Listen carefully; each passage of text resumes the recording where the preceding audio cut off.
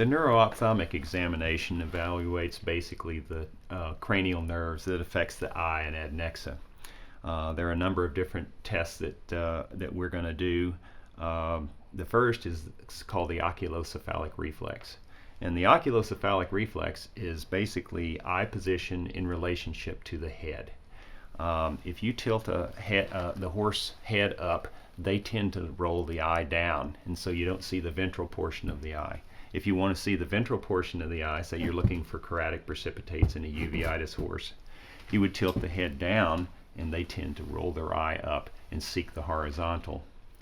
Also part of the oculocephalic response is basically the movement of the eyes as you move the head back and forth. There should be a saccade that follows the movement of the head.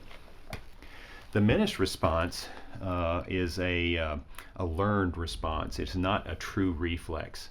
And this is what a lot of people do to evaluate whether or not a patient has the ability to see.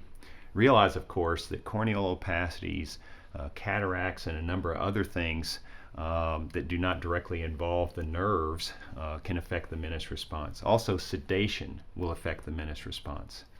The menace response is a simple test to perform. You perform a menacing gesture to the patient, and they will actually blink in response to what they consider to be something coming at their eye and it's going to injure them. Okay, and you can do this obviously on both sides. Another response, actually it's a reflex, is called the palpebral reflex. The palpebral reflex is where we touch the patient and the patient actually blinks associated with tactile sensation. And the medial aspect would be the ophthalmic branch of the fifth cranial nerve, and then the lateral aspect would be the maxillary branch of the fifth cranial nerve. All of these tests need to be performed before you do your palpebral nerve block, because then the patient cannot blink as well, and therefore there's not going to be able to evaluate whether or not they are responding appropriately. A response that, or a reflex, that is really important as far as evaluating vision is what we call a dazzle reflex.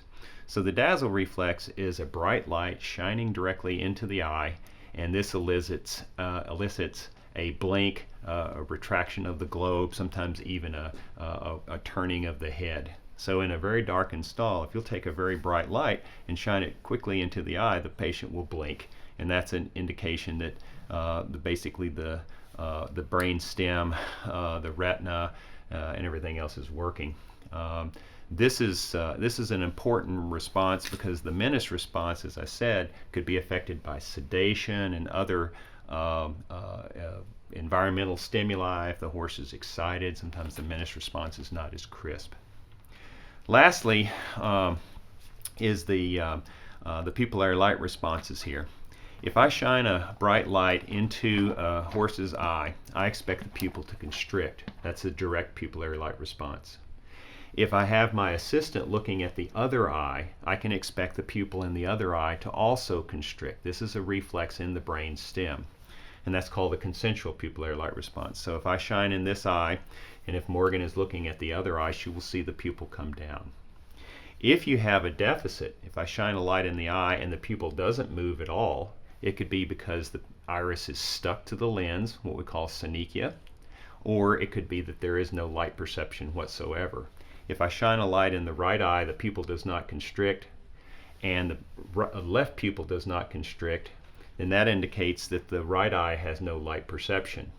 A way to check this is to shine the light in the left eye and see the pupil constrict. If the right eye is blind, basically that pupil will constrict, and I swing the light over to the right eye, and the pupil will actually dilate while I'm shining the light in it. This is called a Marcus gun sign, and it indicates that the right eye would have no light perception whatsoever.